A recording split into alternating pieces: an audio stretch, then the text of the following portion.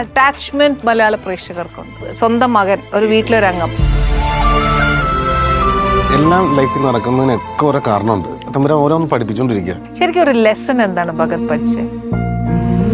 കഴിഞ്ഞു പോയ പെയിൻ എല്ലാം എനിക്ക് നല്ലതിനാണ്.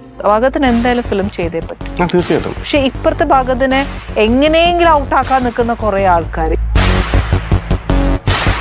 പിന്നെ ഇപ്പത്തെ പ്രോജക്ട് ബേസ് സോംബി ഏലിയൻസ് ഒക്കെ ഉള്ള ഞാൻ ഇതിനെ കുറിച്ച് കൂടുതലൊന്നും പറയാനില്ല. അവൻ എന്നെ കൊല്ലും. ഞാൻ ആദ്യമായിട്ട് ഇന്റർവ്യൂ ഇങ്ങനെ ആഗ്രഹങ്ങൾ പറയണല്ലേ.